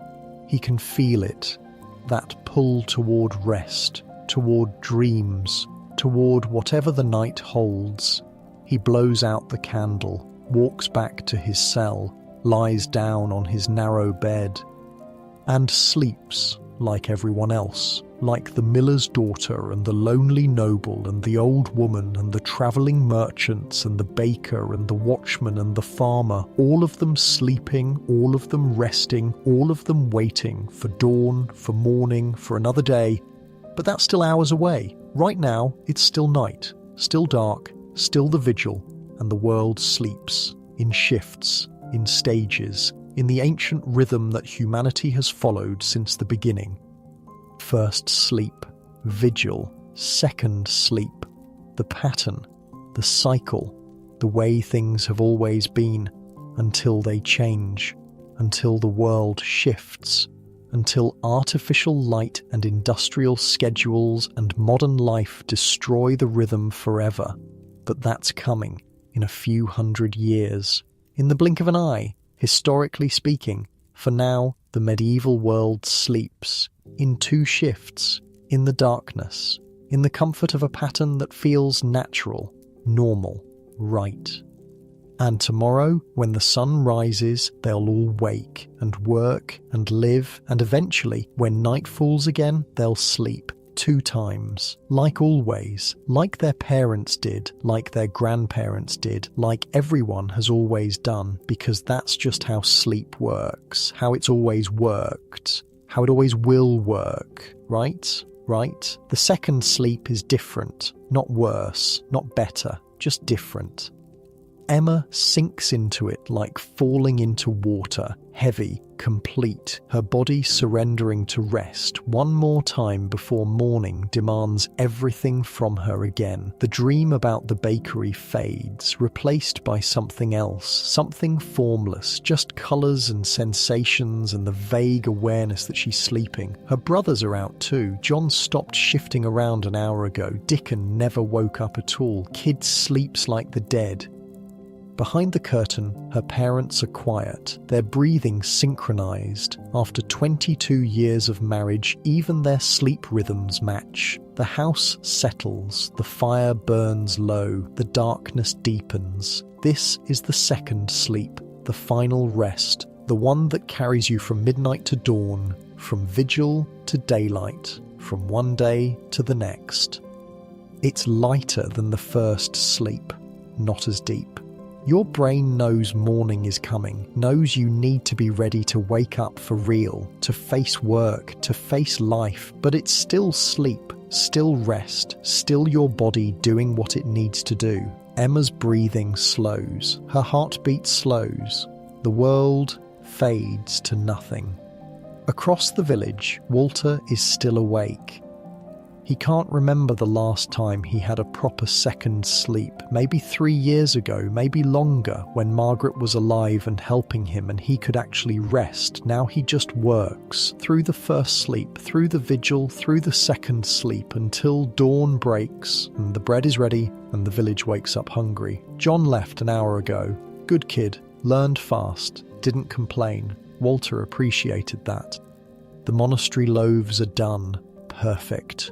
golden, ready for Brother Benedict to collect at first light. The village loaves are done, 20 of them, cooling on the racks, filling the bakery with that smell, that incredible smell of fresh bread. Walter's exhausted, his hands hurt, his back hurts, everything hurts, but he's done for tonight, for this vigil, for this endless night. He sits on the bench by the oven, lets the heat wash over him, closes his eyes. Maybe he'll get an hour of sleep, maybe 2, before dawn, before the village wakes, before another day starts. Maybe. He leans back against the wall. The stone is warm from the oven, comforting. His mind wanders to Margaret, to Emma, to John's words earlier. My sister talks about you. He shouldn't care, shouldn't let it matter, but it does. Because he's lonely, because he's tired, because waking up alone every night for 3 years has worn him down to nothing.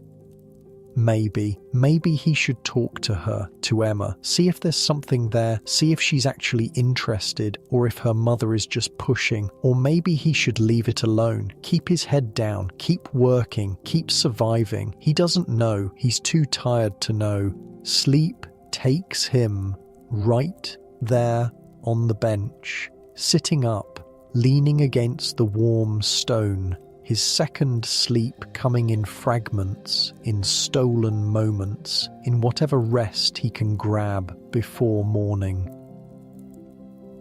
Richard made it home an hour ago, collapsed into bed next to Mary, fell asleep instantly. His second sleep is deep, heavy, the kind that comes from walking for 6 hours in the freezing cold, from checking every door, every gate, every shadow. He doesn't dream, doesn't move, just sleeps, like falling into a pit and staying there. Mary is awake beside him, can't sleep, too worried about winter, about food, about whether they'll make it through. But Richard is sleeping, breathing steady, warm next to her. She lets him sleep, doesn't wake him. He needs it, needs every minute he can get before dawn comes and drags him back out into the cold. She lies there, listening to him breathe, feeling grateful that he came home, that he's safe, that they have another day together. The second sleep is different when you're worried, when your mind won't stop, when the darkness feels heavier than it should. But she stays still, stays quiet, lets Richard rest, and eventually she drifts too into something that might be sleep, light, fragile, but it's something. At the farm, Peter is back in bed. The cow is fine, still not ready. He can sleep for a few more hours before he needs to check again. His wife is already deep in her second sleep, snoring slightly, face pressed into the pillow. Peter slides in beside her, careful not to wake her. The bed is warm from her body heat. He curls around her, shares the warmth. Tomorrow's going to be hard. Work in the fields, preparing for winter, hoping the cow delivers a healthy calf, hoping they have enough grain to last. But that's tomorrow. Right now, he sleeps. The second sleep. The final rest before dawn. His breathing evens out. His body relaxes. Sleep takes him. And in the barn, the cow shifts, breathes, waits, her time coming soon, very soon, but not tonight, not yet.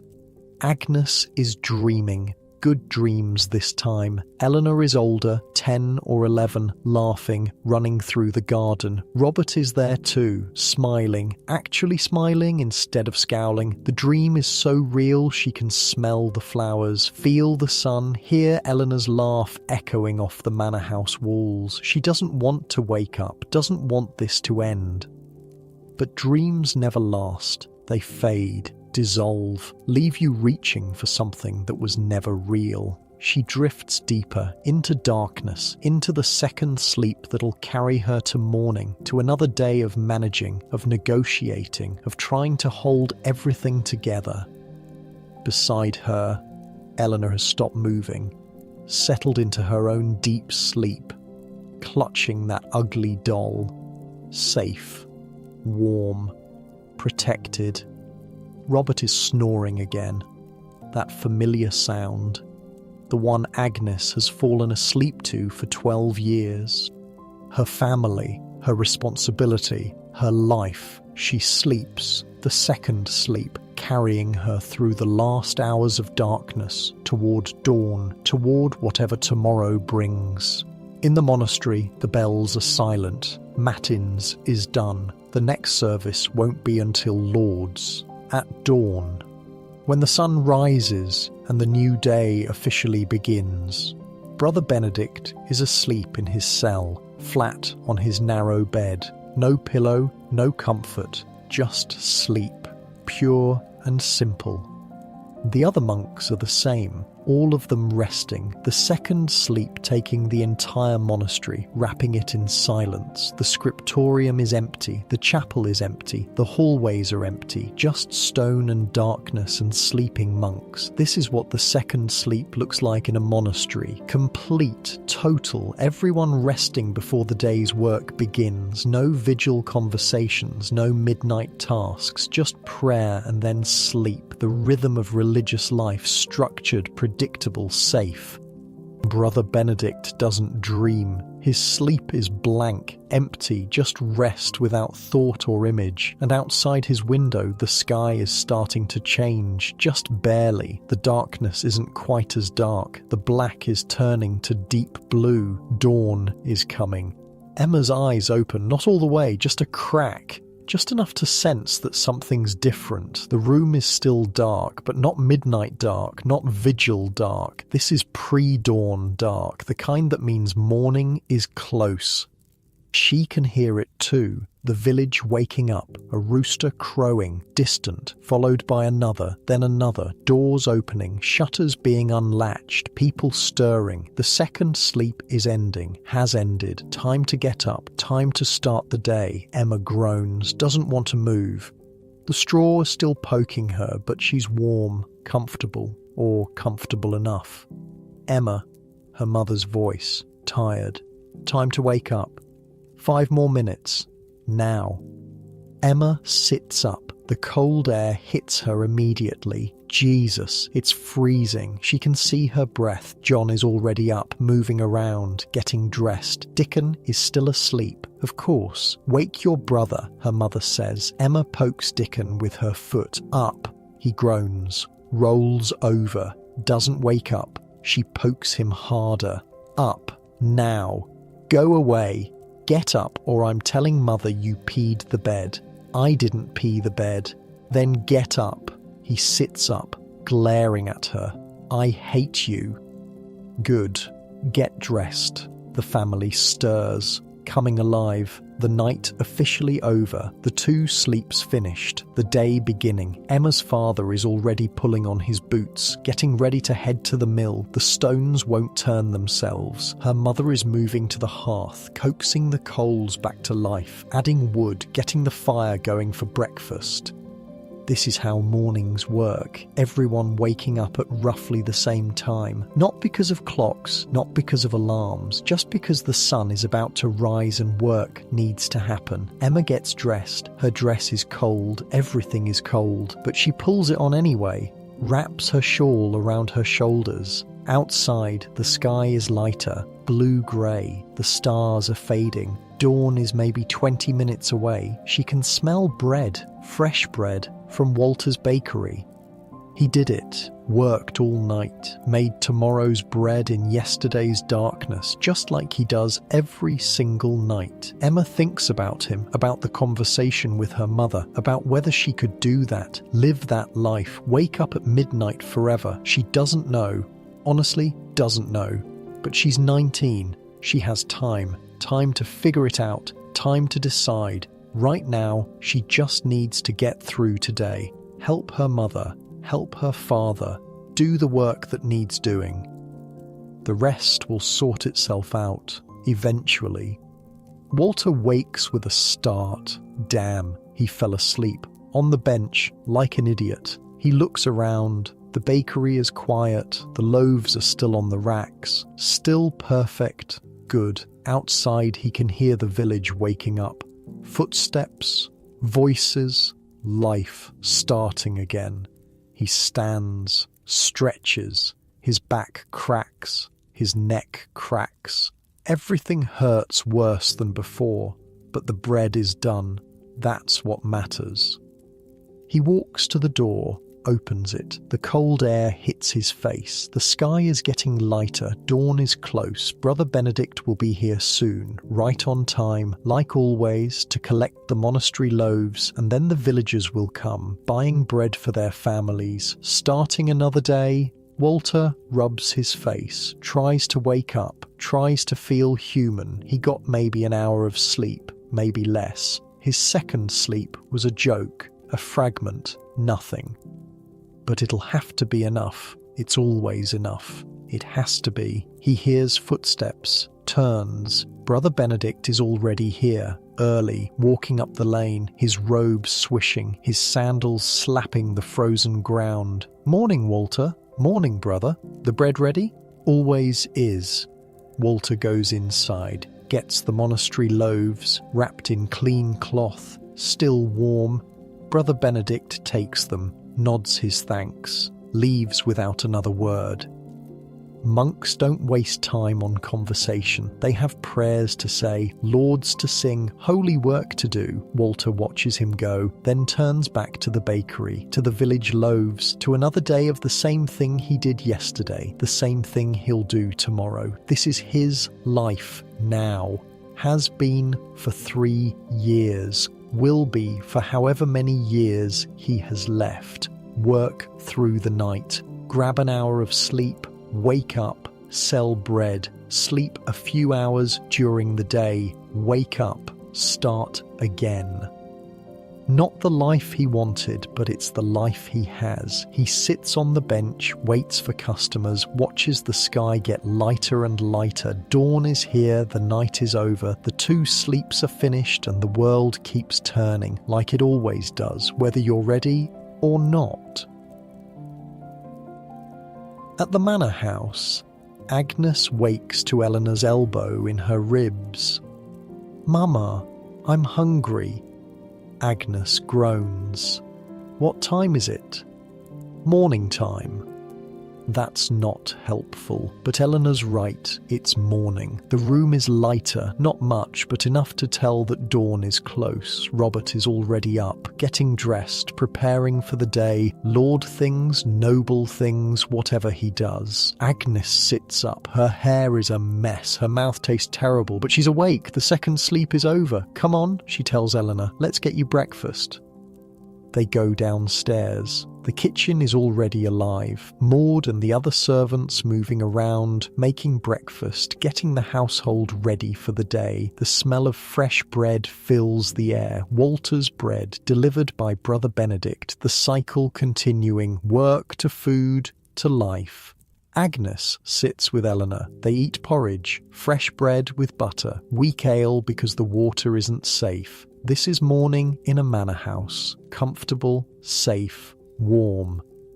But the pattern is the same. First sleep, vigil, second sleep, dawn, rich or poor. Everyone follows the same rhythm, at least for now, at least in this time, in this world, before everything changes, before the old ways fade, before humanity forgets how to sleep in shifts. But that's coming. Change is always coming. For now, Agnes eats breakfast with her daughter. Robert deals with his morning business. The servants work. The manor house wakes up. And outside, the sun breaks the horizon. Light floods the valley, chases away the darkness. The night is over. The day has begun. First sleep, vigil, second sleep, dawn, the pattern, the rhythm, the way things have always been, until they aren't anymore. The sun is fully up now. The village is alive. Emma is at the well, hauling water, her arms already sore and the day just started. Dickon and John are helping their father at the mill. The stones are turning, grinding grain into flour. Walter's bakery is busy, people buying bread, exchanging coins, complaining about prices, normal morning stuff. Richard is finally home, properly home, sleeping his actual rest, the kind that happens during daylight when you've been up all night. Mary is working around him, quiet, letting him recover. Agnes is dealing with manor business, listening to complaints, making decisions, trying to keep Lord Robert from being an idiot about the harvest situation.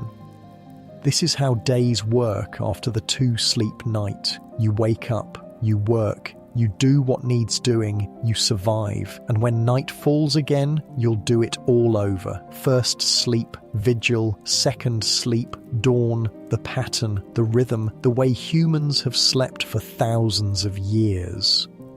But here's the thing. Here's what nobody in that medieval village could possibly know. This pattern, this ancient, natural, human way of sleeping, it's about to disappear. Not today, not tomorrow, but soon, in historical terms, in the blink of an eye, because change is coming, big change, the kind that rewrites everything. 300 years from Emma's time, something happens. Well, lots of things happen, but 2 things in particular destroy the 2-sleep pattern forever. First, light. Not candlelight, not firelight, real light. Gas lamps appear in the 1700s, bright enough to actually see by, bright enough to extend the day past sunset, bright enough to make nighttime less terrifying. Suddenly, you don't have to go to bed at sunset. You can stay up, read, talk, work. The evening becomes usable time instead of just darkness to endure. And then electric light. 1880s, game over. Night becomes day, darkness becomes optional. You flip a switch and boom, light everywhere, anytime. Your brain gets confused. The melatonin that's supposed to surge at sunset, delayed, suppressed, tricked by artificial brightness into thinking it's still daytime. So bedtime shifts. Later, later, later. People start going to sleep at 10, 11, midnight, which compresses the night. Instead of 14 hours of darkness to divide into 2 sleeps, you've got maybe 8 hours, maybe less, and that changes everything. Second, work. The Industrial Revolution hits, 1760s through 1840s, factories everywhere, machines running, production schedules, shift work. Suddenly your employer doesn't care about your natural sleep rhythm, doesn't care about your vigil, cares about you showing up at 6 a.m. ready to work, alert, productive. You can't tell your factory boss, sorry, I woke up at midnight and couldn't get back to sleep until 2, so I'm tired. He'll fire you, replace you with someone who can conform to the schedule, so people adapt. They force themselves to sleep through the night. One continuous block. No waking, no vigil, just unconsciousness from bedtime to alarm clock. And the alarm clock. Don't even get started on the alarm clock, this horrible invention that rips you from sleep whether your body is ready or not, that forces you awake based on what time your job starts instead of when you've actually rested enough. Medieval people didn't need alarm clocks. Their bodies woke them up, naturally, at the right times. But modern people, we can't trust our bodies anymore. We've trained them to ignore their natural rhythms, to sleep when we tell them, wake when we tell them, function on our schedule instead of theirs. By the early 1900s, the 2-sleep pattern is basically gone, erased from common practice, forgotten. People who wake up at midnight now think something's wrong with them, think they have insomnia, think they need medicine or therapy or sleep studies, when really their body is just doing what bodies have done for millennia, waking during the vigil, ready for that quiet hour before the second sleep. But nobody knows that anymore. Nobody remembers. The knowledge disappeared, along with the practice, along with the midnight conversations and the shared bread and the quiet moments by the fire. All of it gone. Until the 1990s. A scientist named Thomas Ware decides to run an experiment. He takes a group of people and removes them from artificial light, completely just natural darkness for 14 hours every night. And guess what happens? Within a few weeks, they start sleeping in 2 shifts. First, sleep. Wake up after a few hours. Stay awake for 1 or 2 hours. Second, sleep. Their bodies just do it, automatically, without being told, without knowing about medieval sleep patterns or historical practices. The pattern is still there, buried in our biology, waiting to resurface when we remove the artificial constraints. Other researchers have confirmed it. When you let people sleep naturally, without electric light or alarm clocks or work schedules, many of them revert to biphasic sleep. Not everyone. Some people sleep straight through. Bodies are different. But enough people split their sleep that scientists now think it might be our natural default, the way we're actually supposed to sleep. Which means millions of people today who lie awake at 2 a.m. panicking about their insomnia might just be experiencing a normal biological pattern, their body trying to have a vigil, trying to give them that quiet hour. But instead of accepting it, we fight it, we stress about it, we take medication to force ourselves back to sleep, we treat our bodies like they're broken when they're actually working exactly as designed. Kind of sad when you think about it. We lost something valuable, that midnight hour, that quiet space, that time for reflection and conversation and just being human in the darkness. Medieval people knew their vigil was important. They valued it. They used it for prayer, for intimacy, for tending to life's necessities. We just see it as a problem to fix. So, what did we actually lose? The conversations, for one thing. The deep, honest, middle-of-the-night talks that only happen when it's dark and quiet and the normal social rules are suspended. When you can say things you'd never say in daylight. The connection, that feeling of waking up with someone, sharing the vigil, not being alone in the darkness, the peace. That hour when nothing is demanded of you. No work, no obligations, just time. Pure, unstructured time to think or dream or do nothing at all. The humanity, the reminder that you're not a machine, that you can't just run continuously for 16 hours and then shut down for 8, that you need breaks, pauses, moments to breathe. Medieval people had hard lives, brutally hard. They worked until their bodies gave out. They died young. They suffered in ways we can't imagine. But they had the vigil. They had that gift, that space, and we don't. We optimized it away, made ourselves more productive, more efficient, more aligned with industrial capitalism and its demands, but more tired, more stressed, more anxious about our sleep, more disconnected from our bodies and their natural rhythms. Was it worth it? Hard to say. We have electric light, indoor plumbing, modern medicine, lives that are longer and more comfortable than anything Emma or Walter or Agnes could have imagined. But we don't have the vigil, don't have that midnight hour, don't have the permission to wake up and just be awake without feeling like something's wrong. Some sleep researchers now suggest that people struggling with insomnia should try working with their body instead of against it. If you wake up at 2 a.m., don't panic. Don't force yourself back to sleep. Get up, read, meditate, have a snack, enjoy the quiet. And then, when your body is ready, go back to bed. Have your second sleep. Wake up naturally. It won't work for everyone. Modern life doesn't always allow it. Jobs and kids and obligations make it hard to follow your natural rhythms. But for some people, it might help. Might reduce the anxiety, might make sleep feel less like a battle and more like a natural process. It's worth thinking about, worth considering, worth remembering that the way we sleep now isn't the only way, isn't even the historical way. It's just the way we've trained ourselves to sleep in the last 150 years, which is nothing, a blip, a moment in human history. For thousands of years before that, humans slept in shifts, woke during the vigil, had their quiet hour.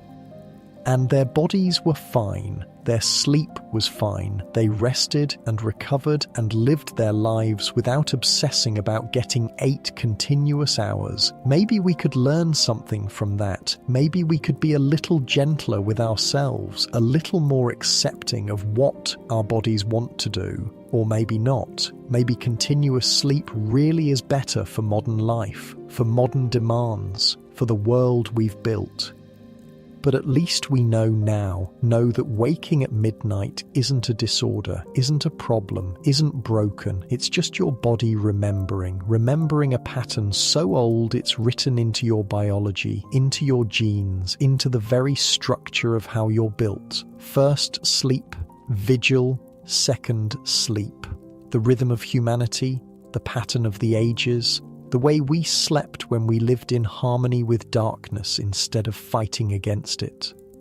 Emma and Walter and Agnes and Richard and all the rest, they didn't know they were part of something ancient, something that would disappear, something that future generations would forget and then rediscover. They just knew they woke up at midnight, had their hour, went back to sleep.